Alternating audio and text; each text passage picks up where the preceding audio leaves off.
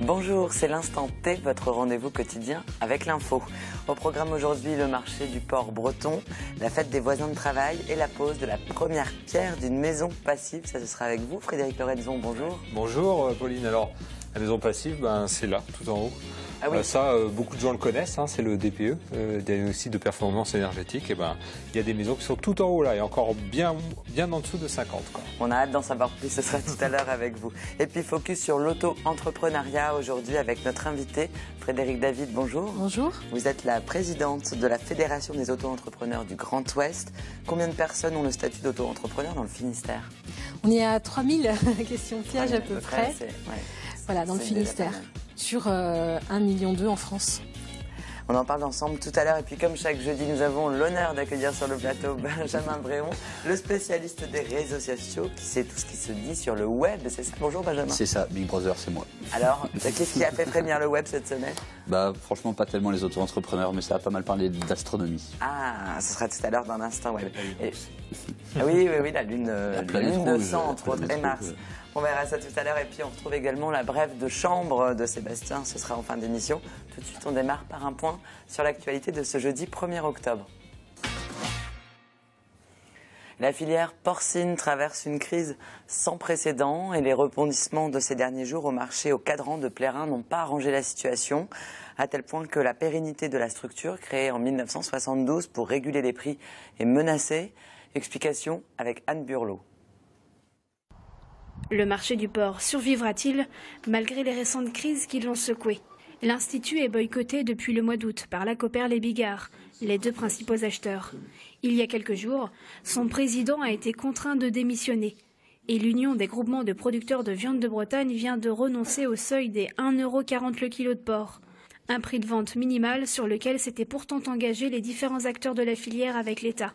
En juin dernier. Je suis pas d'accord avec le prix d'acompte.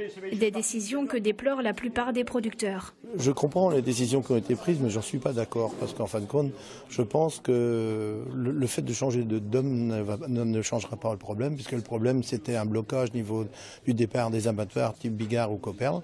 Et qui en fin de compte fait qu'il restera toujours des cochons d'invendus, puisque c'est quand même ils étaient acheteurs au cadran. De son côté, si l'UGPVB concède un prix de vente plus souple, c'est pour limiter la saturation des exploitations. Nous avons des impératifs. Le premier, c'est d'assurer la commercialisation des porcs de tous les éleveurs.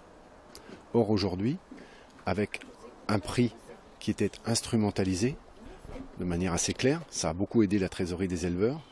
Traditionnellement, les cours du porc ont plus de difficultés à se tenir après le 15 septembre.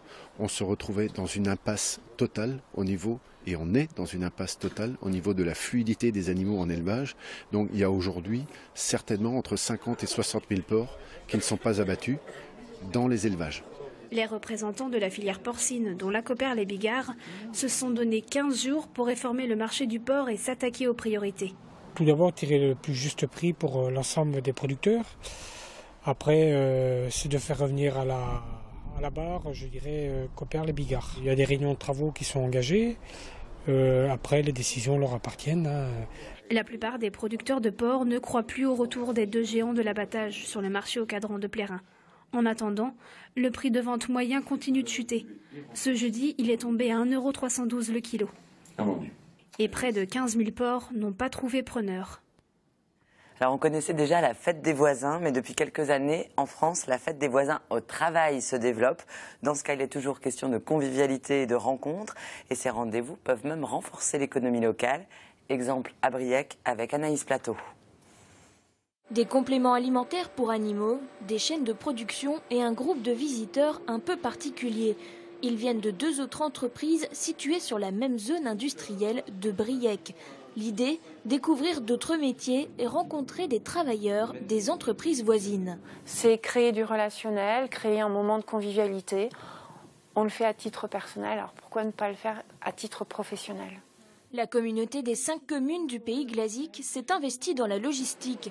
Mais la particularité dans ce cas-ci, c'est que l'initiative provient des entreprises elles-mêmes. Quand un événement est organisé par une collectivité, c'est un peu moins motivant pour les entreprises que quand ça vient d'elles-mêmes. Donc là, c'était vraiment idéal. Et cette initiative ne s'inscrit pas seulement dans un cadre convivial, elle pourrait permettre d'engager des relations économiques entre entreprises voisines et faciliter le développement de l'économie locale. Je fais faire des impressions de catalogues. Aujourd'hui, je ne sais où parce que je l'ai fait par Internet.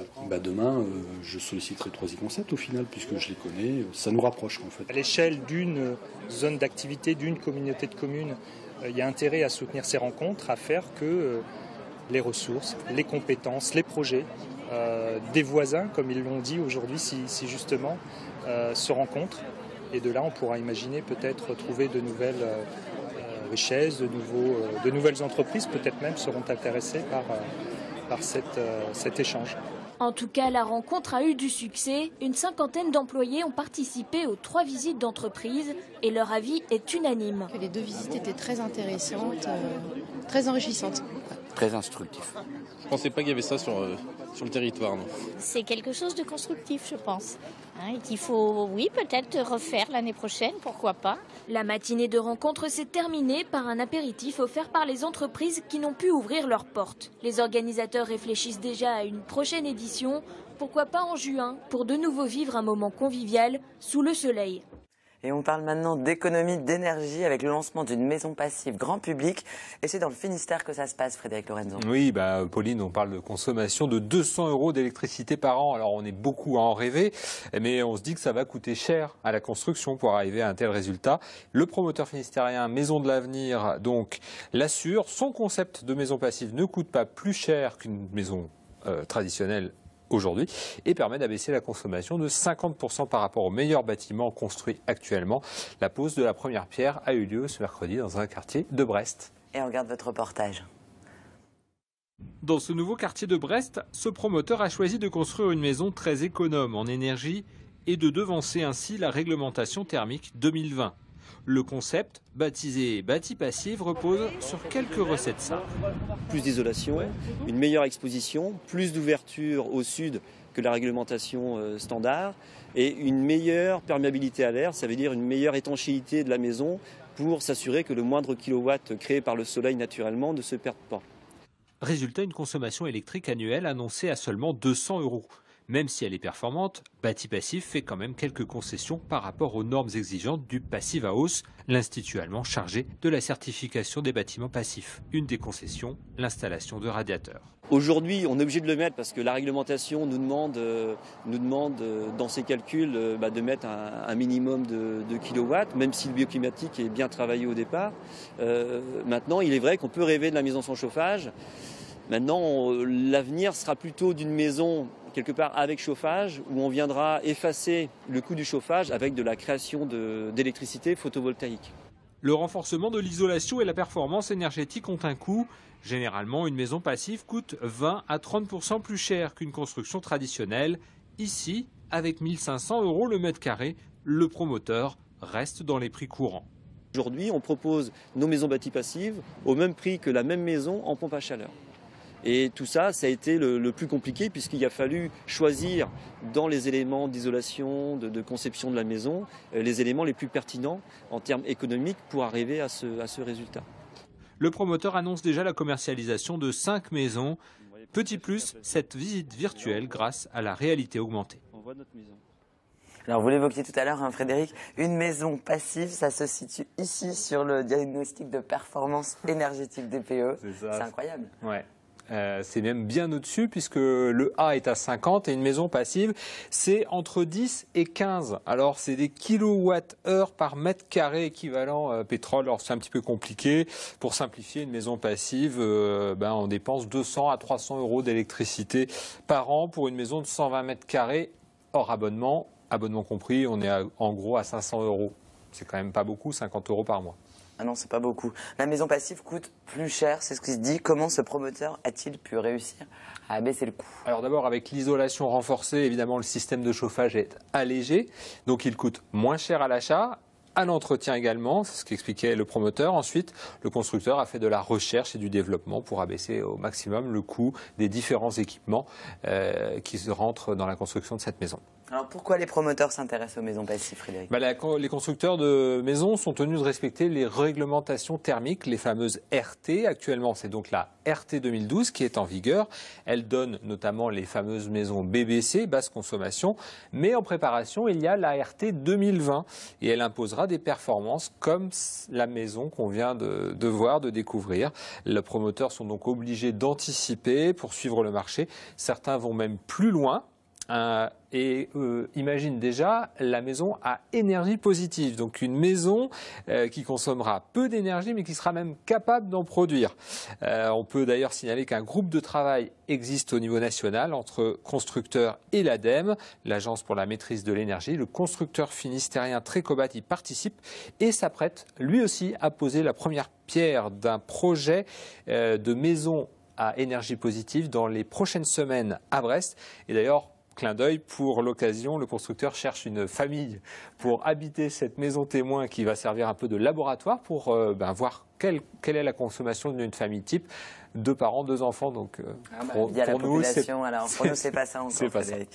Et de la maison passive, merci Frédéric. Et de la maison passive, on passe à la vie active puisque notre invité nous parle des auto-entrepreneurs. Frédéric David, vous êtes présidente de la Fédération des auto-entrepreneurs du Grand Ouest. Alors, rappelez-nous pour commencer ce qu'est un auto-entrepreneur. Un auto-entrepreneur, c'est avant tout un créateur d'entreprise qui a son compte, ce qu'on appelle en entreprise individuelle.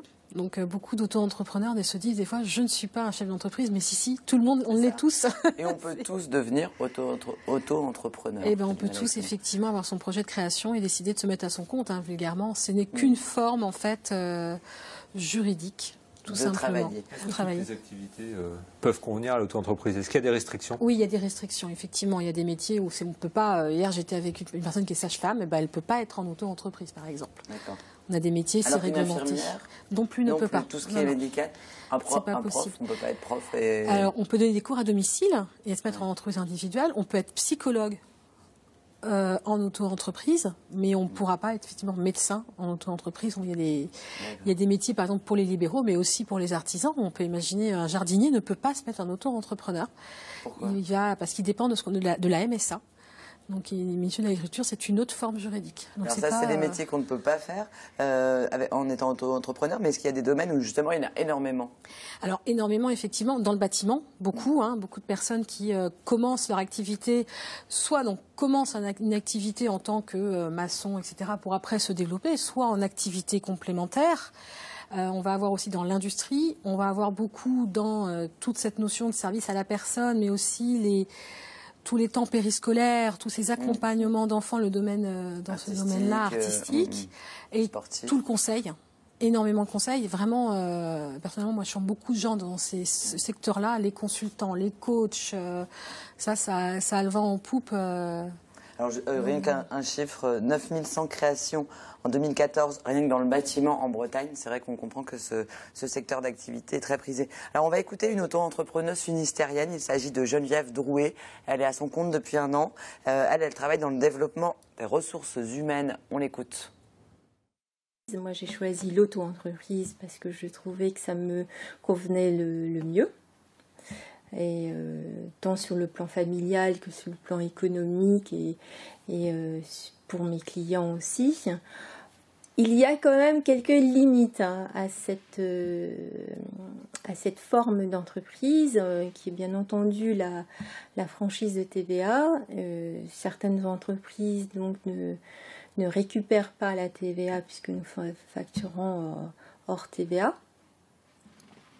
Mais il y a aussi une autre limite qui nous dessert en tant qu'auto-entreprise, c'est cette illégitimité sociale qu'on nous porte parce que nous sommes des prestataires indépendants et que notre taille d'entreprise est finalement trop minime et peut ne pas donner confiance à certains clients. Alors on entend Geneviève dire plein de choses, mais alors on va revenir sur plusieurs points. On entend parler d'avantages familial. On comprend que c'est parce que elle fait son planning un petit peu comme elle l'entend, plus facilement qu'en étant salariée d'une grosse entreprise. Quels sont les avantages du statut d'auto-entrepreneur, Frédéric? Le principal avantage, c'est pas de chiffre d'affaires, pas de charge. Beaucoup de créateurs pensent que... il y a eu tout un travail fait autour de l'entrepreneuriat où on a dit que c'était plus intéressant, qu'il y avait de la concurrence, on parlait de plein de choses comme ça, mais c'est faux. Quand on compare quelqu'un qui va faire 20 000 euros de chiffre d'affaires, quelqu'un qui va faire 30 000, entre le système de comptabilité, ce qu'on appelle au réel, et l'auto-entrepreneuriat, on s'aperçoit qu'il n'y a pas, c'est pas vrai, on ne gagne pas plus, c'est pas plus avantageux. L'avantage, c'est que tout d'un coup, on va pouvoir créer sans avoir besoin tout de suite de payer des charges. Ce n'est que si on fait du chiffre d'affaires qu'on crée. De 2 ans, il y a toujours ce délai. Il n'y a aucun délai. C'est toute la vie. Donc, quelqu'un qui va être retraité, qui va gagner 5 000 euros, ne va pas se retrouver. Avant, il se mettait, par exemple, en entreprise individuelle, ce qu'on appelle au réel, et tout de suite, il fallait qu'il paye ses charges sociales à l'URSSAF, même s'il n'avait pas gagné d'argent. Tout d'un coup, on dit aux gens, vous pouvez créer, vous vendez, et en fonction de ce que vous avez vendu, on vous taxe sur ce que vous gagnez. Alors ça, c'est l'avantage principal. Elle parle, aux côtés des inconvénients, elle parle d'illégitimité de ce statut d'indépendant.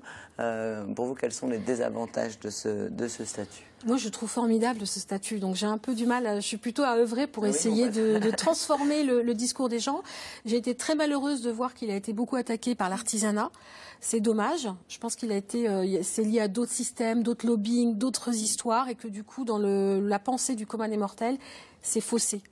Le désavantage, c'était les désavantages. On a il y a effectivement un système de comptabilité, mais c'est un système qui est formidable avant toute chose. Tout d'un coup, les gens peuvent y créer des vocations. Des gens qui ne se seraient jamais essayés sur un métier, tout d'un coup s'y mettent. Et derrière, ça génère, ça s'enchaîne. Ça permet de se tester aussi sur un métier. Alors, c'est pareil. Une grosse entreprise. Avant, mais moi-même, j'ai créé une SARL en 2006. Ça m'a complètement tuée parce qu'il a fallu que je fasse des crédits conso pour payer l'URSSAF. C'était devenu absurde. J'avais pas les revenus. Et de l'auto-entreprise a sauvé ma vie professionnelle, entre guillemets. Il n'y a pas de guillemets, d'ailleurs. Mais donc, c'est tout d'un coup... Je respire. La création d'entreprise n'est plus aussi un risque qu'avant. Il faut bien l'anticiper, parce que ça reste une entreprise que l'on crée. Mais tout d'un coup, on respire, on prend moins de risques, on a moins les chances d'avoir le coup près qui nous tombe dessus, et on grandit tranquillement. Alors, oui, juste une question, est-ce qu'on a vocation à rester auto-entrepreneur? Parce qu'à un moment, l'idée c'était de dire l'auto-entreprise est une marche en vue de la création d'une entreprise dans les formes classiques qu'on connaît. Alors, c'est une entreprise, donc déjà, l'auto-entreprise, c'est une entreprise. Je joue sur cette terminologie, mais elle est importante. Que vraiment, tous ceux qui sont auto-entrepreneurs, ils sachent, ce sont des chefs d'entreprise. Il y a des gens, 32 900 euros en prestation de service, ça fait à peu près 1 500, une fois les charges, ça leur suffit pour vivre. Il faut savoir qu'il y a des gens, des fois, ils vont pas être contents de gagner 2 500 euros sur leur travail parce qu'ils vont pas être épanouis, mais gagner 1 500, rien que sur quelque chose qui les plaît, ils auront moins de besoin, ils vont être heureux de ça. Et aussi, les auto-entrepreneurs, des fois, ont des activités complémentaires à côté.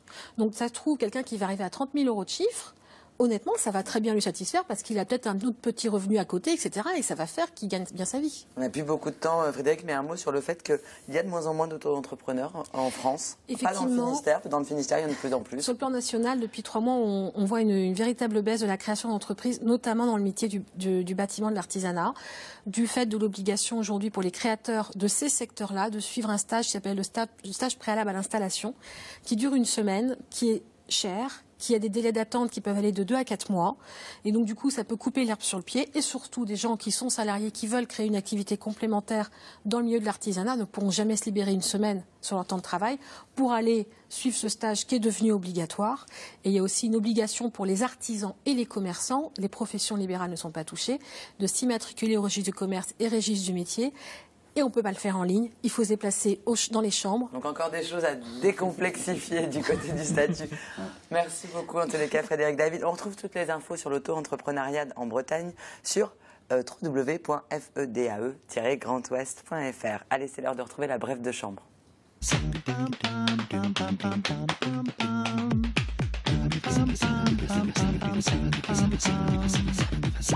Salut! Il y a 2 jours, l'humoriste Nadine Morano a dit que la France était un pays de race blanche et de culture judéo-chrétienne. Mais de quelle race exactement sommes-nous en Bretagne? Humaine. Je suis humaine. Je crois pas qu'il y ait de race en fait. Je suis une vraie connasse, donc une connasse c'est normal. Hein. Arien. Vous êtes arien? Oui. Tu connais la race arienne quand même? Non. On peut alors du coup, ouais bien sûr. Du coup vous êtes pas arien? Non, bah non. Non, alors vous êtes quoi? Vous êtes de quelle race? Ben, humaine. C'est une question piège. Ça va. Bah ouais. C'est une question piège? Bien sûr, c'est une question piège. Il n'y a pas de race. Il n'y a pas de race. On est juste humains. On va parler de race dans notre cas. Dans le cas des humains. D'aucune race. Mais qu'est-ce que c'est race dans cette question? Je sais pas moi. Je sais pas. Bah je sais pas non plus. Sûrement de la même que toi. Je suis content d'y être. Et je suis content que tu sois ici. La race humaine? Je suis un humain, à moitié animal, on peut le dire. J'ai des poils sur les bras, et pas que sur les bras. Il n'y a pas de race. Nous sommes tous des humains et nous sommes tous sur la Terre. De la race verte, de la race bleue, de la race glace. Terrienne, je suis de la race terrienne, je viens de terre. Humaine. Oh, merde. Je suis métisse, de race... J'en sais rien, franchement... mondial. Il y a une chanson, c'était Kerry James qui disait il n'y a pas de couleur pour aimer, il n'y a pas de couleur pour souffrir, il n'y a pas de couleur pour... Il n'y a pas de race. Tout ce qui m'intéresse, c'est les idées que tu as, avoir les idées que j'ai pas. Là, lui, il est marocain aussi. Il a dit Mchal Hal, ça veut dire on est pressé là. Ah, ok. Quoi qu'il en soit, que vous soyez des caniches royaux, des sales bâtards ou des grosses connasses, n'oubliez pas d'être formidables. Classe les chauvins, des porteurs de cocardes, des imbéciles heureux qui sont nés quelque part, les imbéciles heureux qui sont nés quelque part. Et voilà, tout de suite, on passe à l'instant web. Allez Benjamin, vous nous emmenez sur Mars?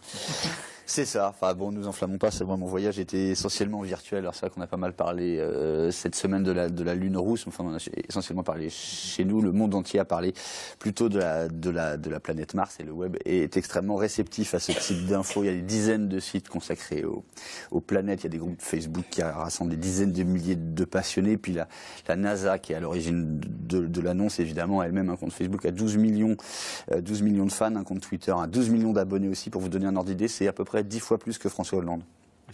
Ouais, c'est moins que Justin Bieber, mais c'est plus que François Hollande.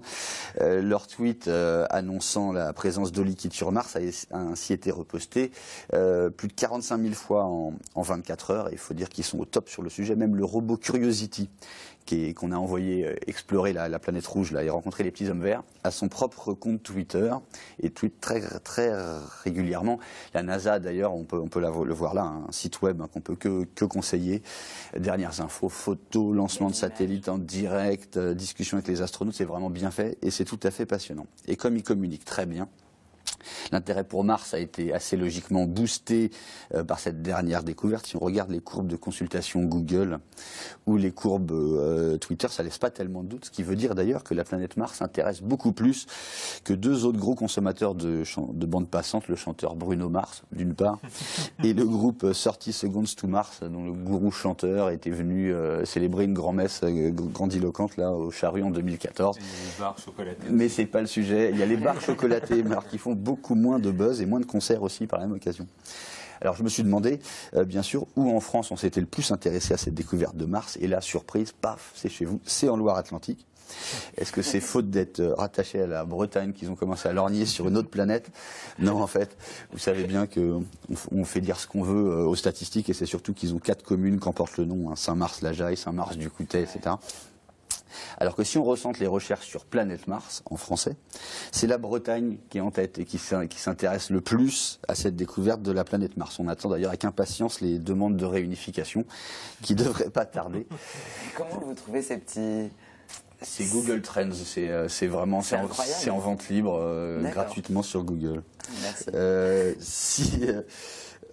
Cet intérêt breton a d'ailleurs, c'était plus ou moins le thème de ce tweet que j'ai croisé hier, là, signé d'un certain Bertrand Hans, qui dit bon bah en fait il y a de l'eau salée liquide sur Mars, la température moyenne y est de moins 65 degrés. En gros, ils ont découvert la Bretagne. Ouais. Alors d'accord, c'est malin, mais ça répond aussi à cet autre tweet d'un utilisateur que les fans du Stade brestois d'ailleurs doivent connaître, un certain Mèche Tuyau, qui disait bon bah sinon sur Mars de l'eau salée c'est bien, mais est-ce qu'il y a du beurre salé? Sinon j'y vais pas. Ouais. Bon allez, on ironise, mais on va laisser le mot de la fin à un certain Le Tal qui a cette phrase définitive: la découverte de l'eau sur Mars, c'est un petit pas pour l'homme, mais un bond de géant pour l'humidité. C'est dit. Magnifique, merci beaucoup Benjamin. Merci beaucoup à tous les trois. Nous, on se retrouve demain pour une nouvelle émission à la même heure. D'ici là, passez une excellente soirée sur TBO. Ciao.